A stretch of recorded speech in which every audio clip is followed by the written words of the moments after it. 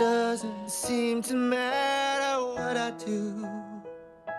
I'm always number two. Poor Ken.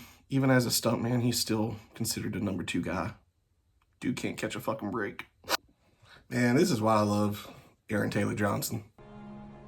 Dave, don't just say fine and then shoot me in the chest, because it's not cool. The glow up is real, people. Just look at those abs. Like, come on. If he doesn't win Sexiest Man Alive here soon, there's a fucking problem. Hey, it's Ryan off Ryan's Movie News. Welcome back to my channel. And today, we are going to do another streaming Saturday, which I know it is Tuesday. I'm sorry. Labor Day fucked me up. Let's get into it.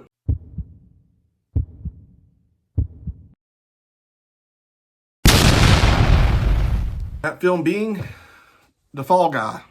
Now, this is another film I was originally trying to see in theaters, but was unfortunately unable to due to life and just being busy.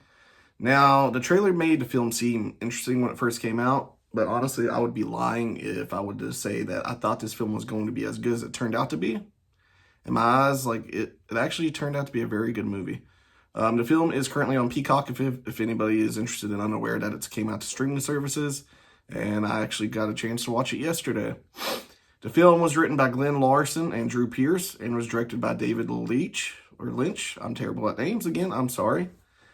The film stars Ryan Gosling as Colt Seavers, a battle-scarred stuntman who leaves the business after a freak accident that occurs during the beginning of the film. Colt is brought back into action when the star of the big studio movie suddenly disappears, being Aaron Taylor Johnson. As the mystery surrounding the missing actor deepens, Colt soon finds himself ensnared in a sinister plot that pushes him to the edge of a fall more dangerous than any stunt. Colt throughout the film is doing this, of course, out of love for Emily Blunt's character, who plays Jody Moreno, who is directing her first film and is projected to be a massive film that's being shown at Hall H for you movie nerds. The film has a great supporting cast, including Aaron Taylor Johnson, of course, who plays the star that goes missing, Teresa Palmer, Winston Duke, Hannah Waddingham, and Stephanie Hsu. Honestly, after watching the film, I don't have anything negative to say about it.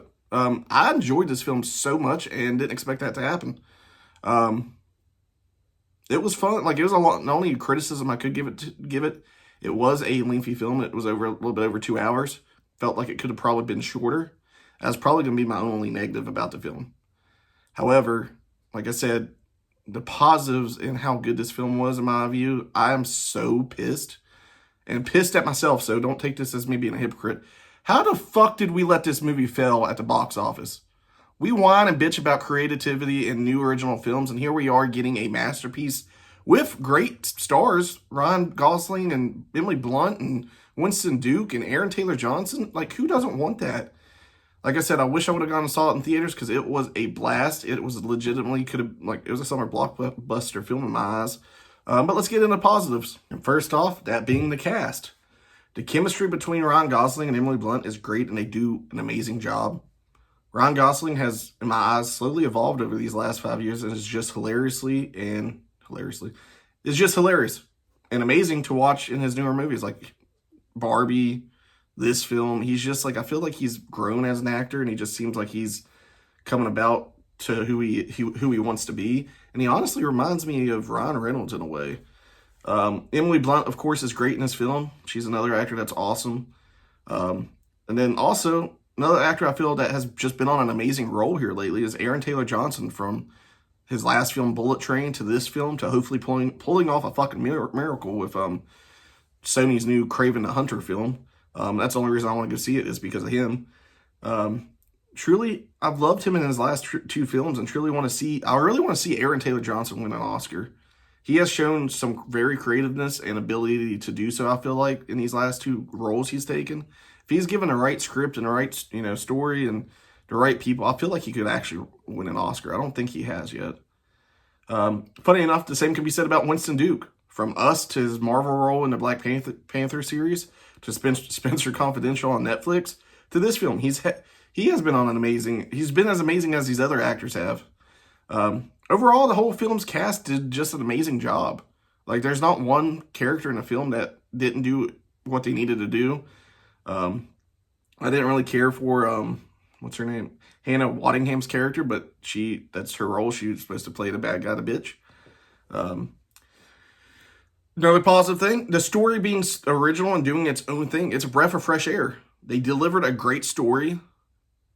The action, the set pieces, the fight choreography was just freaking amazing. It was different. It was creative, which I love when films do this. When they jump outside the box and start doing their own thing, you got me. Like, I want more films to take risks. I want them to, I want fight scenes. I want, in horror movies, I want deaths. I want all these things to be creative and different. I don't want to see the same rehashed bullshit. And that's what The Fall Guy gave. It gave something new. The story itself was interesting. The cast was amazing. The fight scenes and the action scenes were awesome and sometimes hilarious. Ryan Gosling did an amazing job. And honestly, like I said, overall, Ryan Gosling versus Aaron Taylor Johnson was just amazing. Aaron Taylor Johnson's character in this film is a complete dumbass, but he played a very decent bad guy. And I love to see him take on another role where he takes on like a serious villain role, but not an idiot. And Winston Duke and, Ryan Gosling's chemistry at times was awesome, especially when Winston Duke's, giving old movie lines and then Ryan Gosling's guessing it and having a secret handshake. I enjoyed that shit. Overall, I'm going to give this film an 8.5 out of 10. Actually, 8.7. Let's go a little bit up. It is worth watching on Peacock. Like I said, the film does run close to, I feel like, 2.5 hours. That's my only gripe. It could have been a little bit shorter, but overall, it went by fast because it was entertaining. If you've not yet watched The Fall Guy, I do recommend you guys checking it out on Peacock. And please, if you guys love movies, if you enjoy movies, check them out when they are in theaters. Me included, I should have went and saw this film in theaters. Because we are failing directors and writers and everybody when they're giving us something we're asking for. We've been asking for new films. We've been asking for creativeness. We've been asking for not rehashing the same shit. And as soon as they give us something that's actually good, it bombs at the box office. And then, of course, studios are going to look at that and say, hey, we're not taking chances anymore. Let's give them Toy Story 12. Let's go back and give them another superhero film. Like, let's try to go, when these films look good, especially the actors, etc., and the trailers look good, let's give it a chance. But, hey, that's my review for The Fall Guy. I'm trying to keep it short and sweet. I love you guys. Kisses. Come check my channel. A little bit too crazy, sorry. Tone it down. Check my channel. Watch these films. Watch these videos. Sorry, films. I appreciate you guys' time. If you've not yet done it, like the video. Leave me a comment. I have not talked to anybody. I've been doing this for exactly a month now. It's getting better. I've watched some of my own videos and went from the beginning to the last two and I was like, hey, I've evolved. I'm getting creative. I still suck, but it's still entertaining, I think, hopefully. And if you guys yet done it, subscribe to the channel. I will see you guys next time, and I believe the next thing I'll be putting out is this week's movie news. So be on the lookout for that. And my next review should honestly be, I still need to go see The Crow. Might go see that. I'm definitely going to go see Strange Darling tomorrow because I heard that's actually a pretty, awesome film. Is what I've heard. And Beetlejuice comes out this week, I believe. So be on the lookout for that. Thanks, guys. Have a good week.